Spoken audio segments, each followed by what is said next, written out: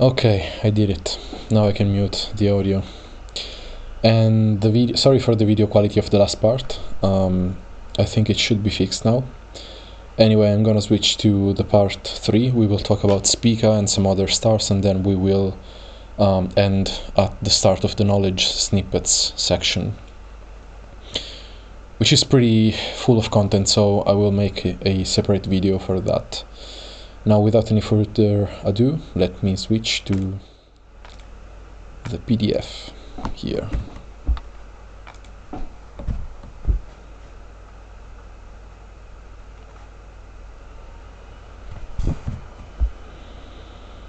All right.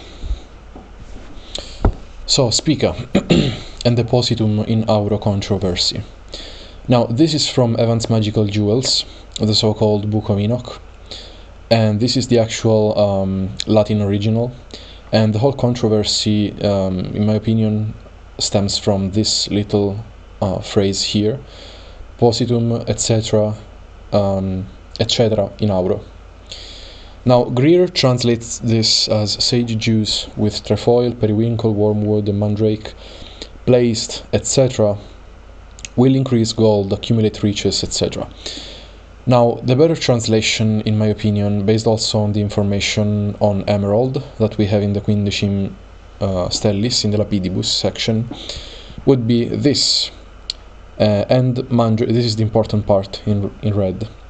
And mandrake, put in gold, etc., it increases and accumulates riches. Now, why? Because transitive verbs require a direct object, which you recognize because it's written in the accusative case, in Latin, of course. Now, divitias is the accusative plural needed for augmentat et accumulat, which means it augments and accumulates. Now, what does it augment and accumulate? Divitias, or riches. That is, when you set it in gold, of course. And of course, augmenting and accumulating riches probably comprehends gold if you're into that kind of thing. You know, gold is a way of accumulating riches. But here, the grammatical syntax of the phrase makes one think that he's saying put with all the conditions, etc., etc., in gold. And it augments and accumulates riches, material riches, divitias. So in Auro is an ablative, and in Auro, in this case, is a location. So it's saying positum, where? In Auro, etc., meaning with all the conditions, you know, all the characters, the when the moon is conjunct Spica, etc., etc., put in gold, it augments and accumulates riches. So, yeah, this is the little red asterisk that I've put here, because I'm saying basically the same thing. This etc. basically stands for the standard under emerald with its corresponding character engraved while the moon is conjunct blah blah blah Spica in the midheaven and the ascendant blah blah blah. Now we can swap places and write also positum in auro, etc., augmentat, etc. And this makes the whole thing syntactically much easier to follow. Yeah, so I think Evans here, or I mean the author of the Book of Enoch is saying that we have to put the emerald in gold, and it will augment and accumulate riches. When you put it with salvia, which is sage, trefoil, periwinkle, etc. So, yeah, it will not augment gold, however, it will indirectly augment gold, because, of course, gold is considered one a material rich, one of material riches, basically, which is divitias. So, now for the herbs of Spica. This is from the Herbis section of the Quindecim, and this is interesting because the translation is the 9th herb is called sage, and it is greatly medicinal, which, if with trefoil and periwinkle joined with mugwort and mandrake, causes many riches to be accumulated onto the bearer.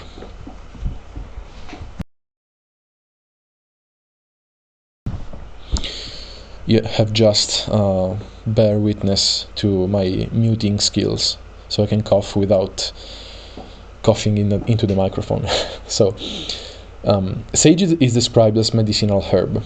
Culpeper says, Jupiter claims this, and bids me tell you it is good for the liver and to breed blood. And we know that liver is associated to Jupiter.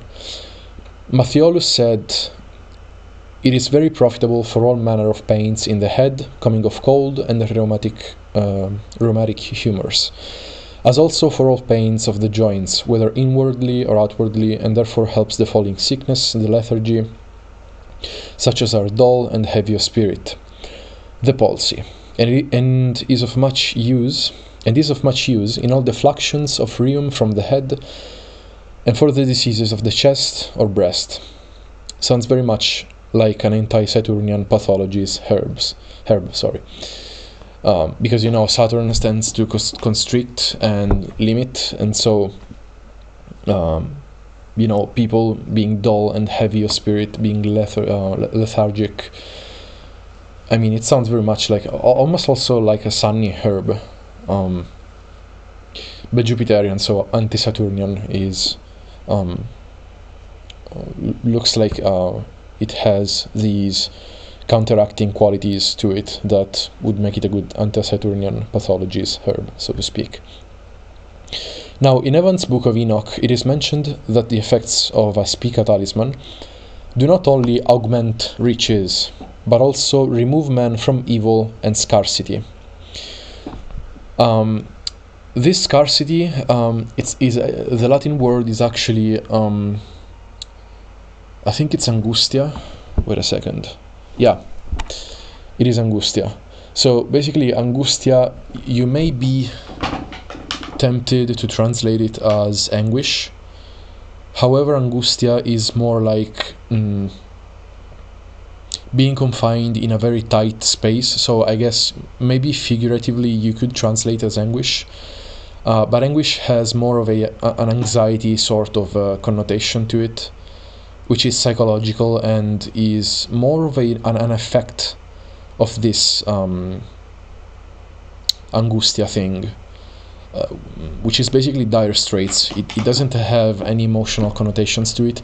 I mean, you could find emotional connotations to angustia if you take, as I said, the natural consequences of such a situation, like being in a very strict place and you don't really have that much money. You don't know how to.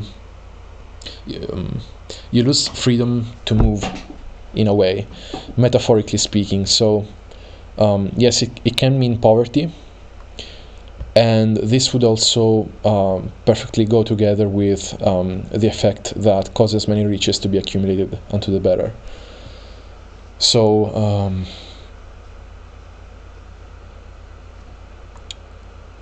removing men from evil, which is eruit hominem ex malo. Evil, so malo can mean evil, but it also can mean something. It has many connotations, like all Latin words. So it can also mean something bad. I guess also something like emotionally, or maybe misfortunes. The evils of life, anxiety, feeling sad. Misfortunes, people doing evil, random acts of evil to you. It can have that sort of very ample cloud of connotations around it. So this is why I have written this in red. This is a supposition, a hypothesis. Therefore, could sage too be used for Capella, which is of a Saturnian and Jupiterian nature, or Arcturus, which is Jupiterian or martial, due to its Jupiterian healing qualities or occult properties? Now think about it. If this malo we're talking about, that sage removes, it being Jupiterian, if this malo is indeed something even medicinal, even meaning like a sickness or infortune, Maybe because of its medicinal qualities, sage could also be used for these stars, especially Arcturus, which is medicinal. Again, because of its occult or healing qualities, probably, or probably not. As I said, this is a very ripe field for experimentation. So if you want to experiment with this, I guess we are more free to experiment with herbs, with different kinds of herbs, as opposed to stones, which may be more set in stone, so to speak. We know which stones are for which stars, but there are many variations about the herbs and the recipes for each star. And we will actually see a never before revealed super secret recipe for the herbs associated to Deneb al-Jedi at the end of this video. So yes, maybe we could try and see what sage could do if we used it for Capella or Arcturus, especially maybe for Capella. Being of a Jupiterian nature, maybe it can be also medicinal, Capella for the teeth, for teeth pains, and also maybe for favor. Or maybe if you want a Capella talisman which is less serious and less Saturnian and more Jupiterian, and you want something like sage in it to experiment and see if it may have more of a Jupiterian, if you can pull out of the star its more Jupiterian connotations, you could try and see what happens and then report back. Let's move on and let's get to Arcturus. So this is from the Quindecim Stellis. The 10th star is called Alkimech Al-Ramech. These stars, I don't know how to pronounce them. Probably I should try to understand how Arab is pronounced. But anyway, and it's called the Dancer, Saltator in Latin, which means someone who jumps and also dances. So I translate it as the Dancer. And it is of the nature of Mars and Jupiter. When, moreover, the stars or luminaries behold or observe her, meaning when the luminaries aspect her, with a good aspect, with the help of the fortunes, meaning with good aspects or conjunctions of Jupiter and Venus, then it is of the signification of Jupiter. When it is the opposite, when badly aspected by the luminaries and the malefics, probably, it is of the signification of Mars. The alternative version from the Quindecim digitized manuscript is this. The 10th star they called Alkimech, and it is called Saltator. And it is of the nature of Jupiter and of Mars. And when some luminaries would aspect her with a good aspect, with the help of the fortunes, it is of the signification of Jupiter. However, and this is where it is different, however, its real signification is from the signification of Mars. So you can see that we got two different versions here, and Hermes in the Quindecim Stellis from Delat says that its signification is of Jupiter or of Mars, based on of the star being fortunate or not. Whereas in the digitized manuscript, it is said that its real signification is from the signification of Mars. So basically, it is a martial star, but if you aspect it with the fortunes or with the luminaries, such as the sun or the moon, then of course it is of the signification of Jupiter. But it seems to be really a martial kind of star. And this kind of makes me think about Ala Corvi. We talked about Ala Corvi in the last video. And Ala Corvi is basically a malefic star, and unless it is said the fortunes come to its aid and aspect her or are with her with good aspects or a conjunction, and then that star could be used for all those things which we talked about, maybe even as a as a good luck charm, probably if Jupiter is around there, you know. Yeah, but in the end, it's still a malefic star. I don't know about Arcturus. Arcturus doesn't seem to be a very malefic star like Ala Corvi is, even though we saw that it really isn't that much malefic. Yeah, but apparently in the manuscript they say that its real signification is actually of Mars. So do with this piece of information what you will. And the Stone of Arcturus. This is from the Lapidibus section of the Delat version of the Quindecim Stellis. The 10th stone is called jasper, and it has different colors, since some are greenish, some reddish, some, in truth, mottled. Its major virtue is to remove the fevers, and some of them block hemorrhage. Whose specific star is Alchime Calramek, which is Arcturus, and with it operate as it has been before hinted, considering meaning the astrological indications mentioned in the Stellis section, that is, the usual operate when the moon would be with Arcturus. Now, why did I put an asterisk here? Because it is said that some of them block hemorrhage. Now, this is the infamous omnipresent restrains blood, which in Latin is restringit sanguinem, which you find like everywhere in all manuscripts. And restringit sanguinem, I think, is better translated as blocks hemorrhage. People translate it as it restricts blood, or blocks blood flow, or something like that. I mean, why would you make a talisman of something like that? And what does restrict blood mean? It's probably talking about just blocking hemorrhage when, you know, you're hurt and you need to avoid losing too much blood. And it just so happens that jasper, some of them actually, underscored, some of them block hemorrhage.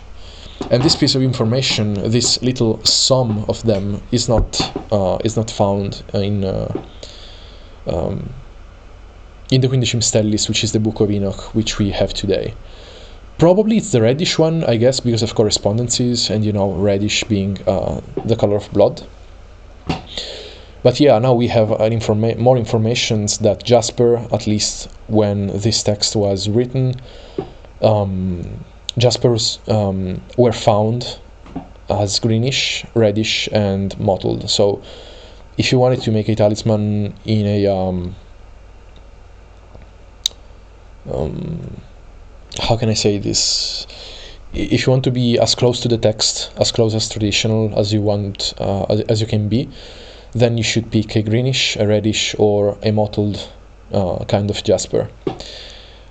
And there's also a nice piece of lore on green jasper. I think it's in the next slide. So I'm gonna go to the next slide. Yeah. So Arcturus, stone and herb peculiarities. Sorry. So this is from the Herbis, from the digitized manuscript. And this is not in the Book of Enoch, so called, by Joan Evans, which is the Quindecim Stellis present in the Renaissance website, Renaissance astrology website. This is missing, and this is interesting. The 10th herb is plantain, of which, if the leaf, the seed, and the root are set under jasper, it vanishes fever, and everyone philosophic has to carry jasper, and especially if it is greenish. Now, why? A quick search in Evans' Magical Jewels reveals why. Jasper signifies vigor or strength of uncorrupted faith or loyalty, and if carried by a chaste man and consecrated, it drives away fevers, and he who will carry it during puberty will never fall or wane, figuratively speaking, or become upset. Now, figuratively speaking, when they say that if you carry it during puberty, you will never fall or wane, I think they are talking about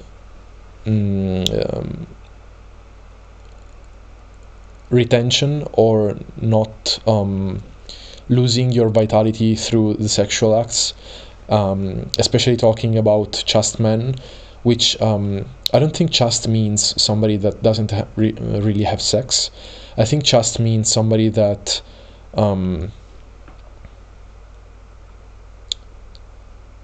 at least Taoist traditions tend to think that chastity is, you can have sex, but you don't have to expend the energy of the orgasm and lose the semen, and that is the real chastity as it was intended anciently, when the true teachings about the cultivation of internal energy were not corrupted by faith and especially the Christian faith. All these incredibly sexophobic points of view were carried in by the Christendom, and if I remember correctly, even in some Christian esoteric teachings, there are teachings about this. It should also be the difference between black, gray, and white tantra, which is not all about sex. Sex in tantra is just a little part of it.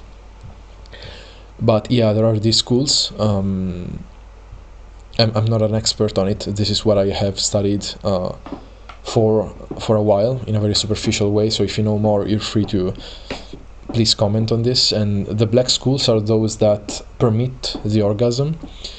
The gray schools of tantra are the ones that do not permit the orgasm sometimes, and sometimes they do. And the white schools actually teach about real chastity and celibacy, which is having sex with an instructed woman that is into internal energy cultivation, so she knows what energy movements to make inside to recirculate this energy without reaching the orgasm, which is basically an expenditure of this energy which doesn't come back. So let's close the parenthesis. I think that he who will carry it during puberty will never fall or wane.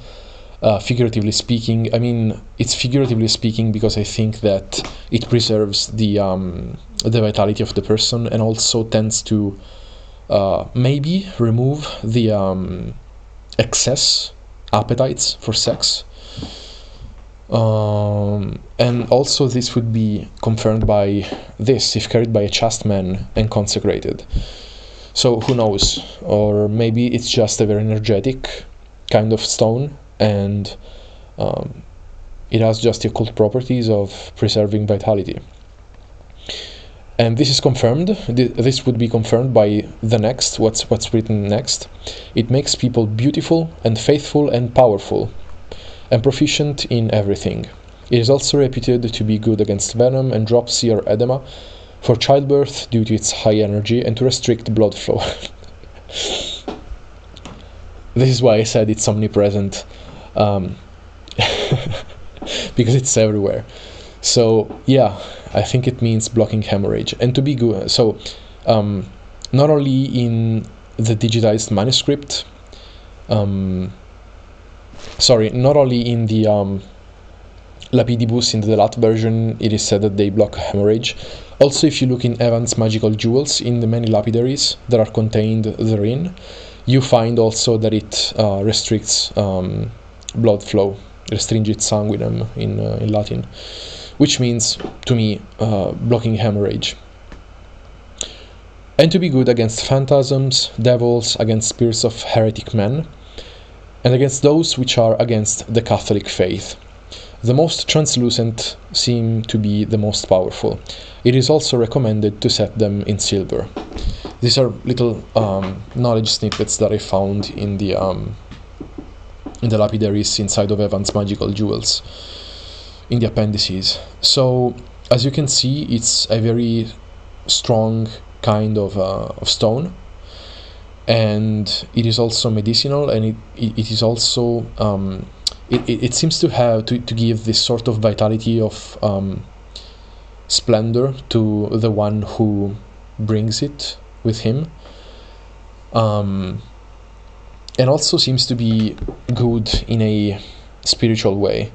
Now, this of course was written during Catholic periods of time, I guess, so I think the essence of its effects is not that it preserves you against heretics and against those which are against the Catholic faith.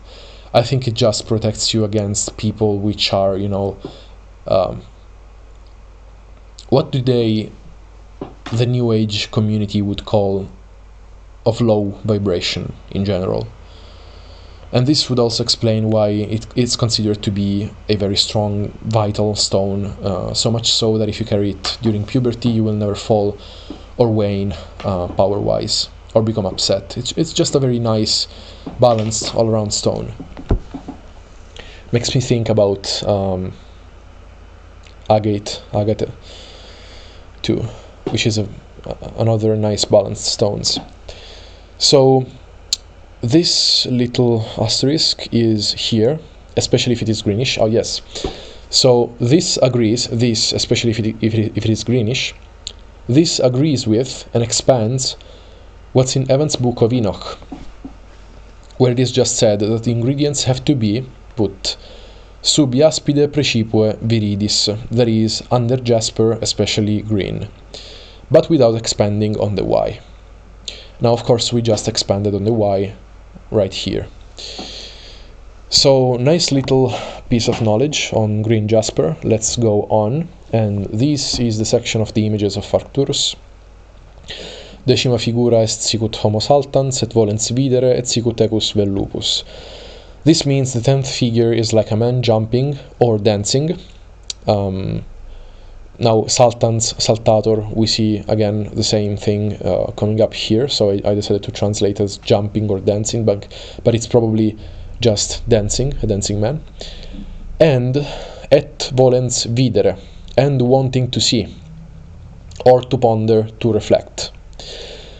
And like a horse or a wolf. Now, wanting to see, to reflect, this part is missing in Agrippa. It is also possible that the R got swapped with a V. So the author actually meant volens ridere instead of videre. Sorry, ridere, videre, I don't remember the accent. Which means wanting to laugh, smile, rejoice. Which makes much more sense if you're dancing. A jumping or dancing man that reflects and ponders on the meaning of life sounds very much like a weird anime character. Therefore, my take on this is that the author probably mistranscribed ridere or ridere, I don't remember exactly. But it makes just much more sense. Can you imagine a man dancing and being reflectful, being thoughtful and reflecting? It's just weird. It's probably a mistranscription. It's probably et volens ridere, not videre or videre. Here we go, Deneb Algedi's super secret herb recipe. This is from the Quindecim Herbis section. The translation is, the 15th is called marjoram. Put a bit of it with chalcedony and know that the home in which the bearer would be will be improved, and it will be always unharmed. And the one who carries with himself chalcedony with mugwort and nepeta or catmint probably, and marjoram, and carries those in the mantle or armpit with the root of mandrake, his riches will be guarded, and generally, completely, or overall, they will be augmented. This is missing from Evans' Book of Enoch and Agrippa.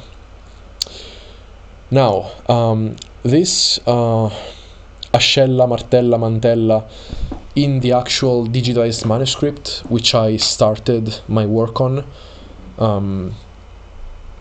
was abbreviated in some weird way. The handwriting of the author was impossible to to understand. When I received, however, the Lat manuscript, which is a critical version with many different manuscripts, and it's a very good transcription, I saw that the actual word was ascella. However, in the manuscript there was no A, no S. It was weird. It was like martella, mantella, or something like that. So I hypothesized that it was some sort of part of the plant, maybe. But after that, I threw my hands in the air, and I was like, all right, I'm gonna wait for the actual manuscript and I'll see what's written in there. And actually, ascella was written in there, which is the armpit. And you can see that I wrote this here. When I'm translating here, I don't know if it's a mantle or an armpit. And this is the asterisk, the explanation. This word changes in different manuscripts. It's probably armpit. Now, why? This is interesting. Armpits have a very thin skin membrane that can be used to absorb very effectively the substances put therein. I suspect that this is a slightly psychoactive recipe, especially because of mandrake root, which is very much psychoactive and poisonous.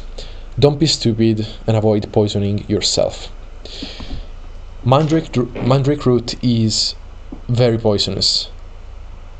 If you put these herbs under your armpit, I don't know what will happen. We don't know the dosages. We don't know what kind of effects this is going to give you. Witches also used the armpits, and they used to put compounds under the tongue, under the armpits, and also inside of their vagina with a broom. This is what I have.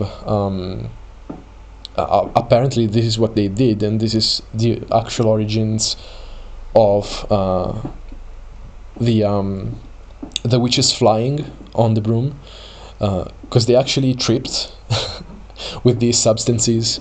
Not exactly these substances. Maybe they did with mandrake, but they also did it with other psychoactive plants. They created poultices and stuff like that, and they put it in these places where basically the body can absorb these substances in the easiest ways. So the actual armpit, which is described in the Lat version of the Quindecim manuscript, makes sense if you think about this, if you think about the fact that marjoram, especially mugwort and mandrake. Mugwort is also slightly psychoactive, not so much as mandrake, which is straight up poisonous, and also may have hallucinogen properties. Mugwort is also has slightly psychoactive effects.